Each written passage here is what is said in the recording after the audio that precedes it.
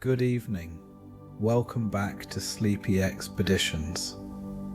Tonight we are going up 400 kilometers above the surface of the Earth, moving at 28,000 kilometers per hour through the absolute silence of low Earth orbit. There is a structure the size of a football field that humanity built piece by piece over 13 years and has kept continuously inhabited for more than 2 decades, the International Space Station. And tonight you are the only one awake on it. Find a comfortable position, let your body settle, feel the weight of the bed beneath you, the weight that you will not feel tonight. 400 kilometers above the Earth, where weight is a memory and everything floats. Take one slow breath. The night shift begins. The time on the station is set to Coordinated Universal Time, UTC, because the station crosses so many time zones so quickly that any other choice would be meaningless.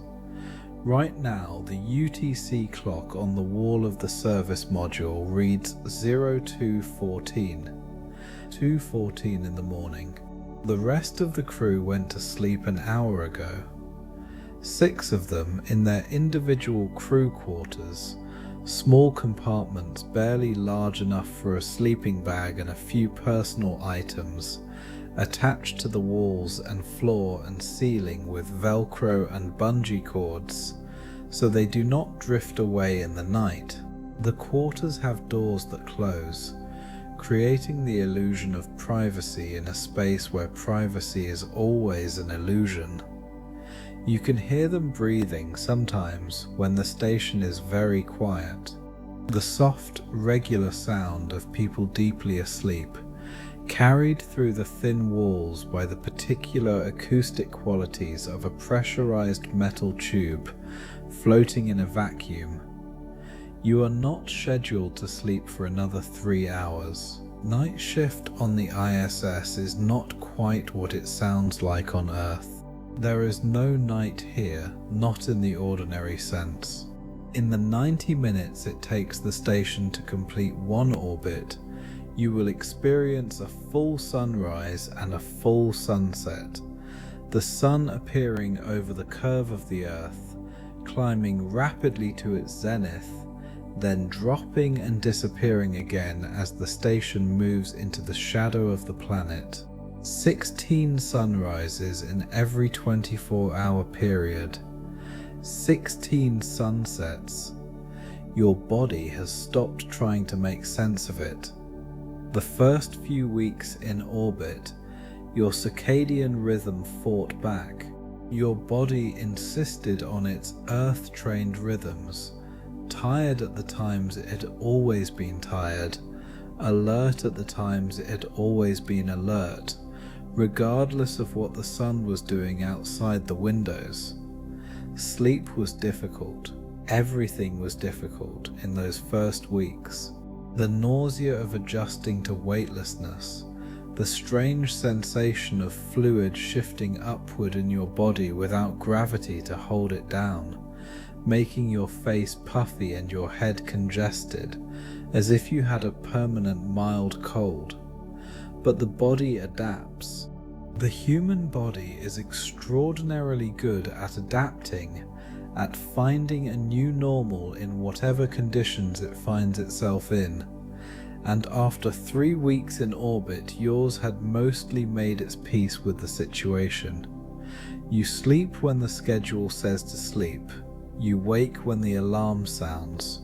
You eat and work and exercise and float through the modules of the station with a growing ease that still occasionally fills you with a simple animal pleasure, the pleasure of a body that has mastered a new environment, that has learnt the particular grammar of weightless movement and can now speak it fluently. Tonight you are the only one awake and the station is yours. You push off gently from the wall of the service module and drift toward the forward end of the station, moving through the connecting nodes with the practiced ease of someone who has been doing this for 2 months. Your hand touches a handhold here, a gentle correction there, your body rotating slightly to pass through a hatch, and then you are in the cupola. The cupola is the reason people want to come to space. Not the experiments, not the engineering challenges, not the extraordinary technical achievement of keeping a human outpost functioning in one of the most hostile environments in the universe. Those things matter enormously, but the cupola is what your friends ask about when you call home. It is what you dream about in the years of training before your first flight, the image you return to when the work is difficult and the launch date seems impossibly far away. 7 windows, arranged in a circle with one large central pane, looking out in every direction. The largest windows ever installed on a spacecraft, designed for observation, for photography, for the kind of looking that has no scientific objective but is in its own way as important as any experiment aboard the station. You float into position in front of the central window and press your face close to the glass. Below you, the Earth. It is night over the Pacific Ocean.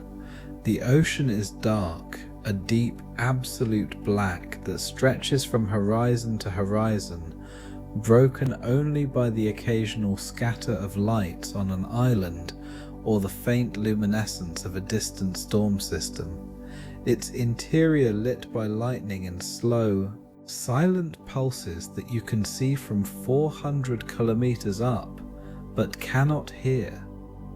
To your left, the limb of the Earth, the edge where the planet meets the blackness of space, is lit by a thin band of atmosphere, a line of color so delicate and so beautiful that the first time you saw it 2 months ago, you pressed your face against this same window and simply stared for 20 minutes without moving.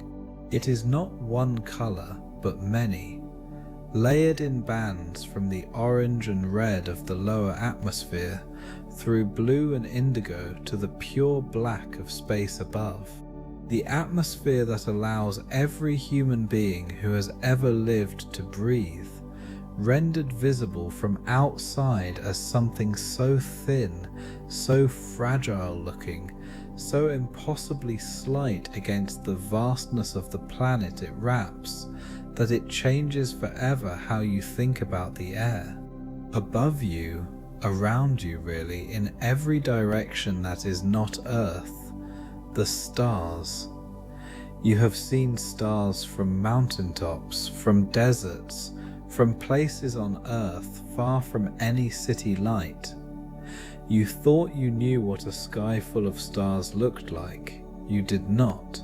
The atmosphere that filters the light before it reaches any observer on the ground, however clear the night, however dark the location, removes something from the stars, a quality of sharpness, of presence that you only understand when you see them without it.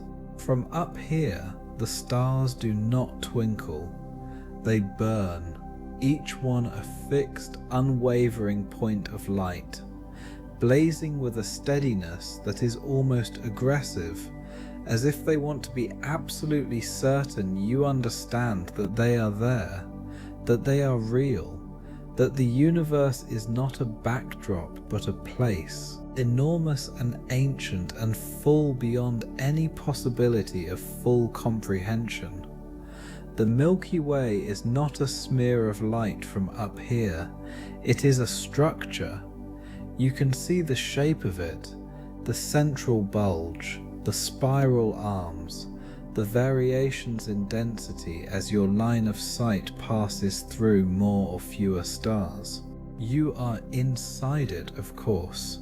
The station, the Earth, the Sun, the entire solar system are embedded in one of its minor spiral arms. But from up here, looking sideways through its plane, you can see enough of its structure to feel, in a way that is difficult to articulate, the shape of the thing you are part of. You stay at the window for a long time. The Pacific passes below you, dark and enormous. The storm system pulses its silent lightning. The atmosphere glows at the edge of the world. The stars burn overhead without apology. You are 400 kilometers above the surface of the Earth, moving at nearly 8 kilometers per second, and you are absolutely still. Weightlessness is not what you expected. Before your first flight, you experienced it in training, in the reduced gravity aircraft that flies parabolic arcs to produce 30 seconds of weightlessness at a time, enough to practice procedures, not enough to really understand what it means to live without gravity. In the pool at the neutral buoyancy lab where you trained in a pressure suit underwater, the sensation approximates weightlessness well enough for learning how to move, how to work, how to handle tools in an environment where nothing stays where you put it. But living in it is different. The first thing you notice is the fluid. Without gravity pulling it downward, the fluid in your body redistributes. Your legs, which on Earth are always slightly swollen from the constant hydrostatic pressure of standing upright, slim down within days. Your face puffs up, your sinuses fill, your vision shifts slightly as the fluid pressure in your eyes changes. You look in the early weeks like a slightly different version of yourself. Rounder in the face, thinner in the legs, your posture different because there is no longer any reason for the particular way human spines hold themselves against gravity. You adapt to this. The body finds its new equilibrium. But the deeper adaptation is psychological. On Earth, every movement you make is a negotiation with gravity. You lift things, you climb stairs, you sit down and stand up, you lean against walls and fall into chairs and feel constantly the pull of the planet reminding you of your weight, your mass, your physical presence in a world that is always, gently but insistently, trying to pull you toward its center. Up here, none of that. You move by pushing. A gentle touch of a fingertip against a wall sends you drifting across a module. A slight rotation of your wrist redirects your momentum. Your body learns within weeks to perform these adjustments automatically, below the level of conscious thought, the way your body on Earth learns to balance on a bicycle. Something that seems impossible until suddenly it isn't, and then seems obvious, and you cannot quite remember why it was ever difficult. The pleasure of it is something no one warned you about adequately. Moving through the station at 2 in the morning, with the crew asleep and the lights dimmed to their night setting, drifting from module to module, with the ease of a fish through water, your body oriented in whatever direction happens to be convenient, because up and down are suggestions rather than requirements. There is a freedom in this that touches something deep, something that feels, if you let yourself think about it, like what you imagined flying would feel like when you were a child. before you understood that flying was a technical problem rather than a magical one. Before the word for this feeling was replaced by the specific vocabulary of aerodynamics and thrust and lift. Just the movement, just the ease of it, just your body freed from 4 billion years of evolutionary relationship with a planet's gravity, discovering what it is like to be weightless. You float back from the cupola toward the laboratory module, moving slowly, in no hurry. The station hums around you, the constant sound of life support systems, air circulation fans, the soft mechanical breathing of the machinery that keeps you alive. It is never truly silent up here, but the sounds have become so familiar over 2 months that they have joined the background of your awareness, like the sound of your own heartbeat, present but no longer noticed. The night shift has its own quality of silence within that constant sound, the quality of being the only one awake. You return to the cupola an hour later, as the station comes round from the night side of the Earth into daylight. The terminator, the line between night and day on Earth's surface, is one of the most beautiful things you have ever seen from up here. It is not a sharp line, it is a gradient, a slow transition from the deep black of the night side, through shades of blue and purple and grey, to the full daylight of the day side. And it moves across the Earth's surface at a speed you can watch in real time, the boundary shifting visibly over the minutes you spend at the window. Below you now, the dawn is arriving over Southeast Asia. The Mekong River appears first, a dark ribbon catching the early light, winding through a landscape that is still mostly dark, but coming into definition as the Terminator moves west. Then the delta, where the river spreads into the sea, the channels catching the light one by one, like fingers slowly uncurling. Then the coast, the South China Sea beyond it still dark, and then the islands, hundreds of them scattered across the water, each one catching its own dawn slightly differently depending on its topography. The east-facing slopes lit while the west-facing ones are still in shadow. You have been watching the Earth from this window for 2 months. Every orbit brings something different. Weather systems that were building when you passed over them 12 hours ago have matured or dissipated or changed direction. Storm cells that looked modest from above have grown into the spiraling white structures of full tropical cyclones, their arms of cloud extending for hundreds of kilometers. Mountain ranges that were clear yesterday are buried under fresh snow. Wildfires in Australia or California or Siberia leave long grey plumes of smoke that drift downwind for thousands of kilometers, visible from orbit for days. The Earth is not static from up here.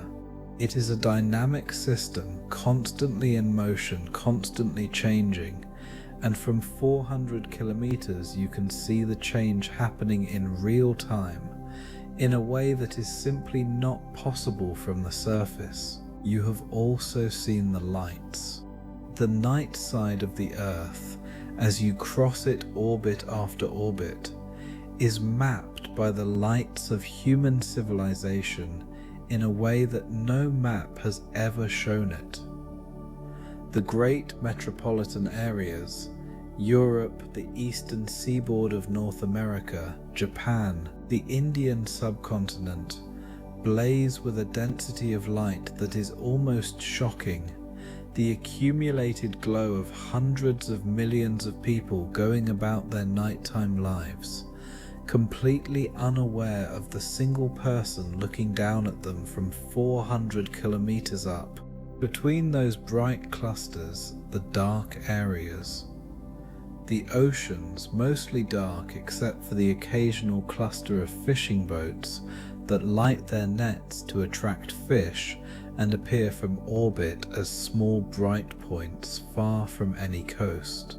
The interiors of continents, the Amazon basin, the Sahara, the Siberian taiga, where the lights are few and far between, where the land is returning to darkness as the human presence thins.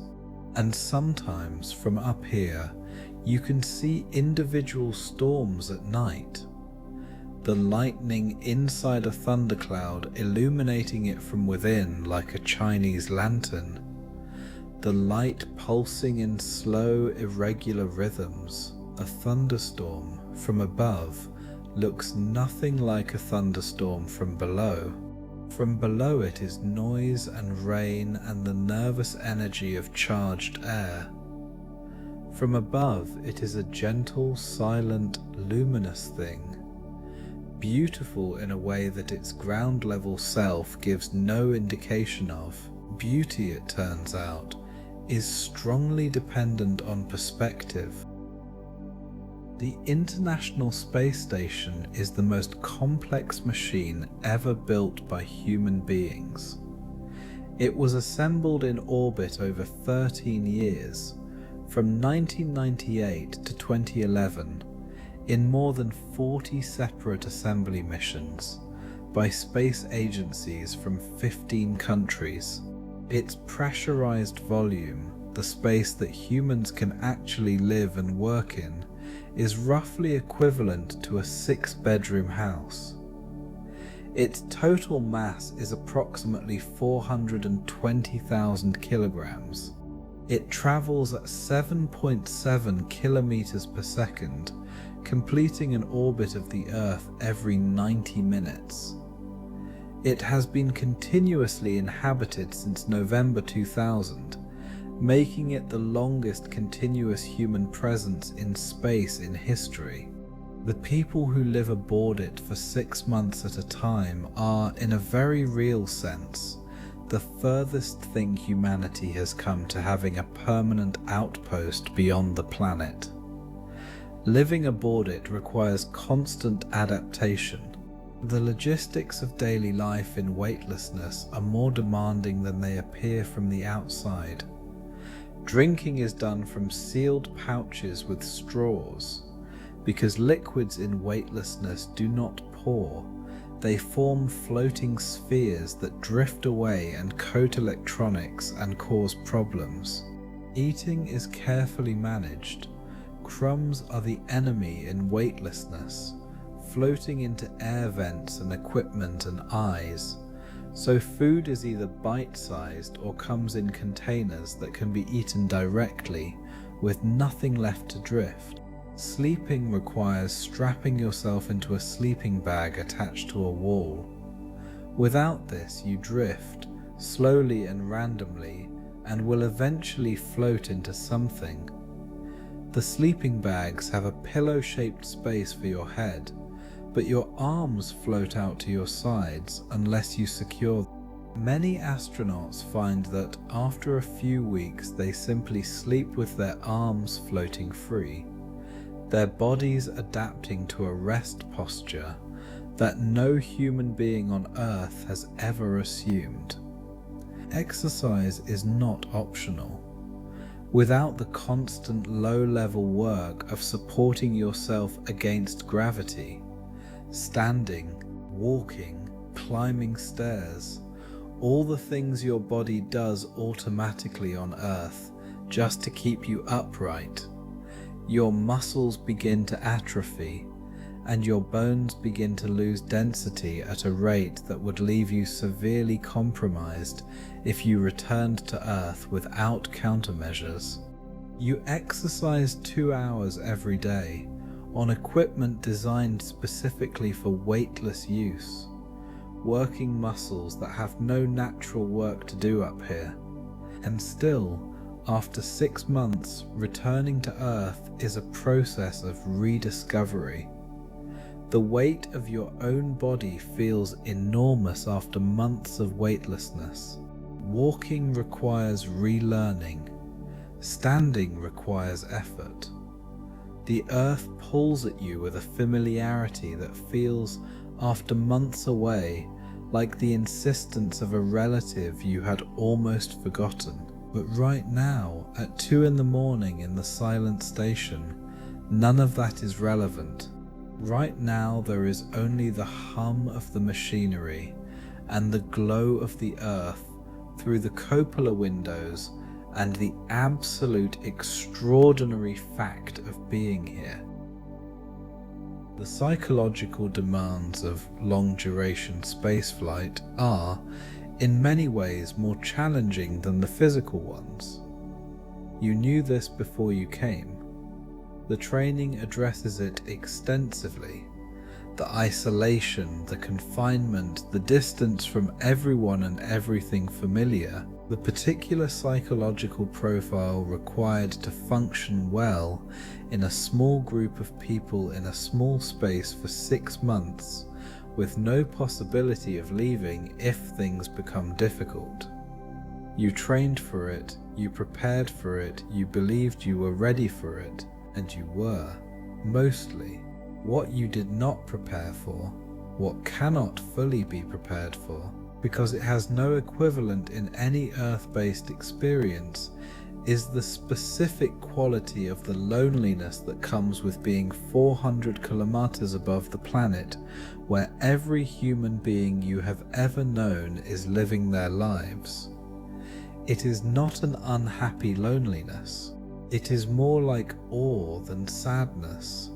More like the feeling of standing at the edge of something enormous than the feeling of being cut off from something needed. You look down at the Earth from the cupola window and you think about your family, your partner, at home in a city that you can sometimes identify from orbit when you know where to look. The particular arrangement of lights, the reflection of the river, your children who send you video messages that you watch in your bunk at night, the familiar details of their daily lives arriving with a slight delay over the communications link and filling the small space with something that is almost but not quite the same as their presence.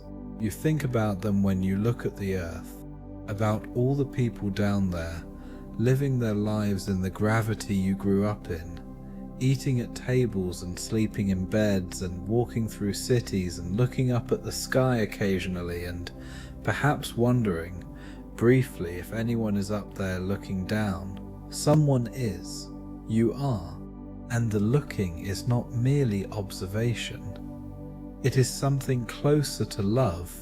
If love can be extended to an entire planet, the particular feeling of seeing something fragile and beautiful and irreplaceable from a distance that makes its fragility and beauty and irreplaceability impossible to ignore. The overview effect, astronauts call it. The cognitive shift that happens when you see the Earth from space for the first time. The sudden, visceral, impossible to argue with understanding that the borders on maps are not visible from orbit, that the atmosphere is a thin film, that the planet is a single system, that the distinctions between nations and peoples and all the things humans fight over look, from 400 kilometers, like the distinctions between neighborhoods in a single city. It does not make you naive. You understand still the reality of conflict and difference and the genuine difficulty of the problems your species faces, but it does something to the scale of them, reduces them to their actual size relative to the size of the thing they are happening on, a small planet, one atmosphere. One ocean, really, that humans have divided into named sections for their own convenience. One thin layer of living things wrapped around a ball of rock, worth protecting. Worth everything, probably.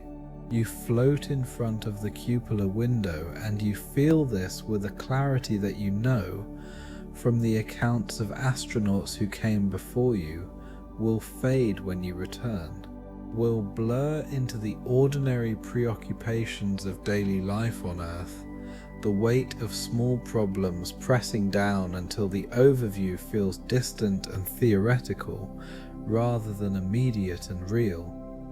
But right now it is immediate. Right now it is the most real thing you have ever felt. Your crewmates are asleep in their quarters, 6 small compartments arranged along the walls of the habitation module, like the cells of a hive. You know them well by now. 2 months of living in close quarters with the same small group of people produces a kind of intimacy that has no real equivalent on Earth.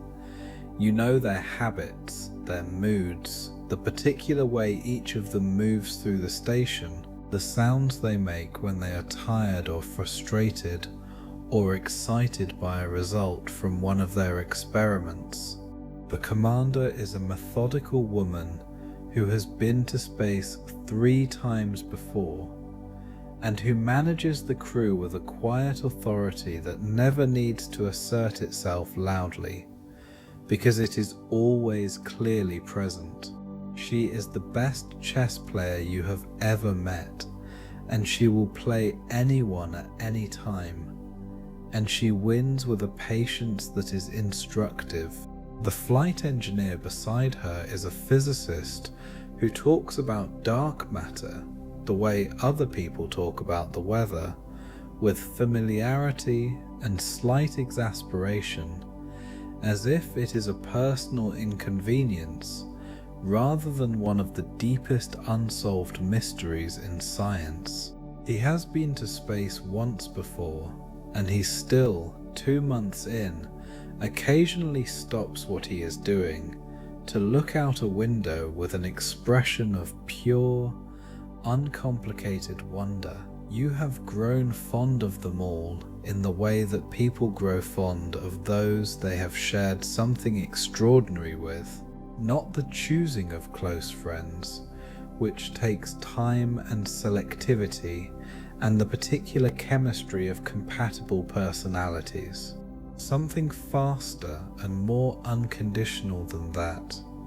The bond that forms when a small group of people are the only company available in a genuinely unusual situation, when the shared experience is large enough to override the differences that might matter more in ordinary circumstances. They are sleeping now, their bodies floating slightly in their sleeping bags, their faces relaxed in the way that sleeping faces are always relaxed, stripped of the expressions and tensions of waking life. You drift past the habitation module quietly, careful not to make sounds that will travel through the walls. The station is yours for a little while longer.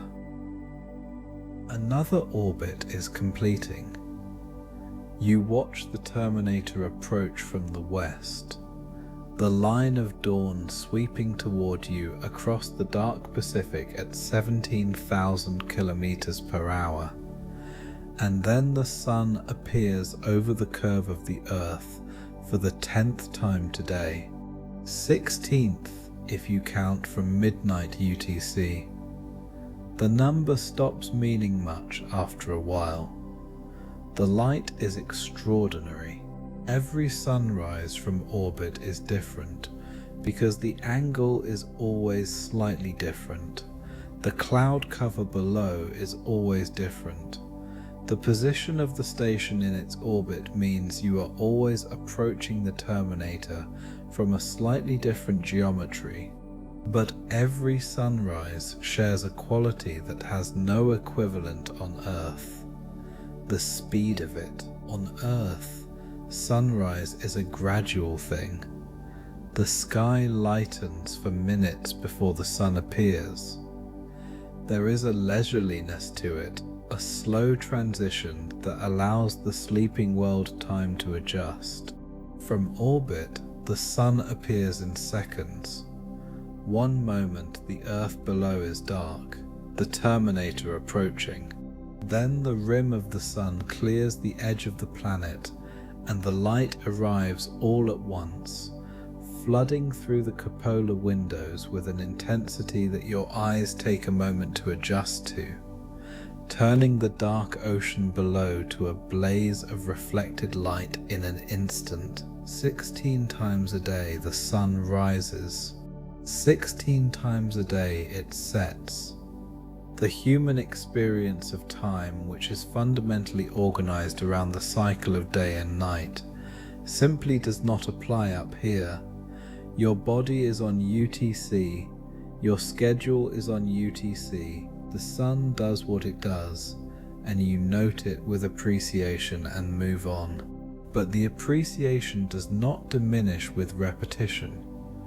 Each sunrise, even the 16th, even after 2 months of 16 per day, is still a sunrise, still the sun clearing the edge of the earth, still light arriving where there was darkness, still something that, if you stop and look at it properly, fills you with the particular feeling that all natural spectacles fill you with when you pay attention to them. The feeling of being present for something that is happening whether you are watching or not. That has been happening for 4.5 billion years and will continue happening long after you are gone. The light fills the cupola. You close your eyes for a moment and let it fall on your face, warm through the triple-paned windows, and you think about every person who has ever watched a sunrise and felt something they couldn't quite name. You are one of them, just 400 kilometers higher than the rest. There are things about Earth that you miss, not the things you expected to miss. You expected to miss your family, and you do, deeply, consistently, a steady low-frequency ache that is always there even when you are absorbed in work or in the view from the cupola. You expected to miss certain foods, and you do. The fresh vegetables that are only available in the weeks immediately after a resupply mission, before they are all eaten. Coffee that is not rehydrated from a pouch. But you did not expect to miss rain. It comes to you sometimes, floating in the cupola watching weather systems move across the Pacific. The longing for the specific sensory experience of being outside when it rains. The smell of it, which is apparently caused by a compound called petrichor released when rain strikes dry earth. A smell so particular and so loaded with memory that you cannot think about it without feeling something that is almost physical longing. The sound of it on a roof or on leaves. The feel of it on your face. Water from above, falling on you, cold and real. Gravity pulling it downward, gravity doing what gravity does. Making the rain fall instead of float, making rivers run toward the sea instead of drifting in random spheres through the air. You miss gravity sometimes. Not the work of it, not the tired legs and the sore back and the effort of lifting things, but the orientation it provides. The way it tells you which way is down without you having to think about it. The way it anchors you to the planet, makes you part of its surface rather than a visitor floating above it. You miss trees, The specific experience of being in a forest, the scale of trees when you are standing at their base looking up, the way light falls through leaves, the smell of living wood and soil, and the particular coolness of air that has moved through a lot of vegetation. You cannot see individual trees from orbit. You can see forests, the dark green that distinguishes them from grassland or desert or ocean, the texture of canopy visible in high-resolution photography from the observation cameras, but not individual trees. You will see individual trees again.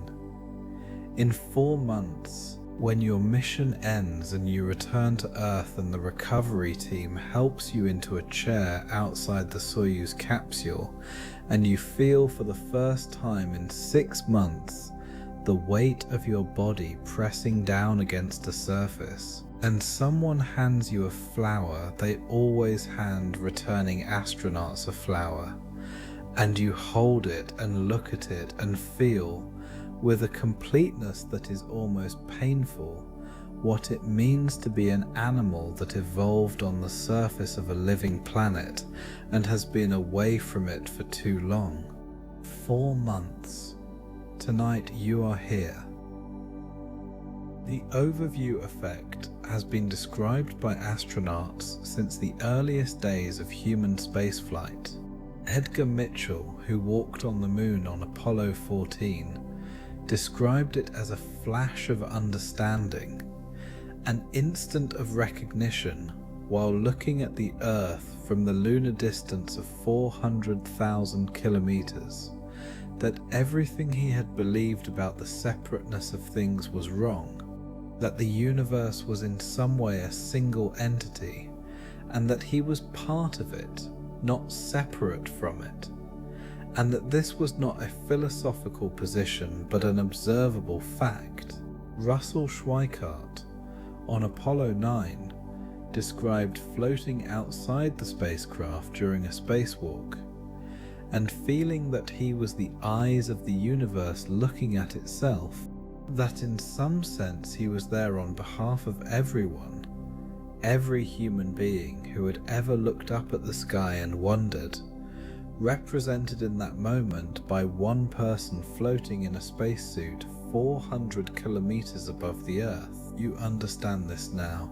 2 months of looking at the Earth from the cupola has done something to your sense of scale. Not in an abstract way, in a physical way, a change in the actual sensory experience of looking at the planet. The thinness of the atmosphere, visible as a blue line at the limb of the Earth, is no longer just a fact you know. It is something you feel, something that registers as a kind of tenderness when you look at it, the way you might feel tenderness looking at something small and fragile that you care about. The absence of borders. This sounds like a platitude when people say it, but from up here it is simply accurate. There are no lines on the Earth. The distinctions between countries, which seem from the inside to be fundamental and fixed and backed by enormous historical weight, are invisible from 400 kilometers. What you see is geography, the shapes of continents, the colors of different kinds of terrain, the movement of weather systems that cross every border without permission. One planet, one thin layer of air, one ocean, one unbroken surface, marked by the movements of weather and the slow creep of seasons, wrapped in light and dark as it turns.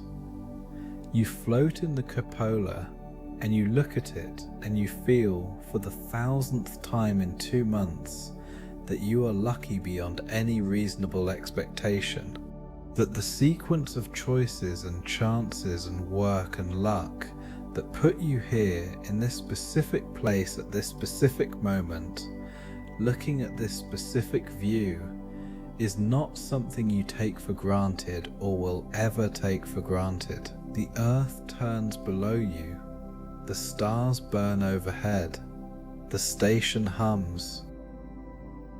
Your shift is almost over.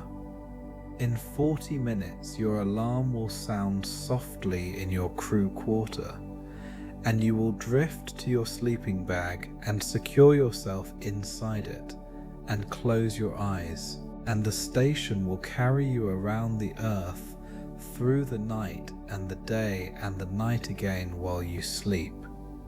And when you wake, the earth will be different below you. Different weather, different light, different ocean, and the same, always the same. You take one more look through the cupola window. Below you, the Terminator is crossing the Atlantic now, Europe coming into dawn. The lights of the cities on the night side, London, Paris, Madrid, scattered like embers across the dark surface of the continent. The Alps catching the first edge of sunlight.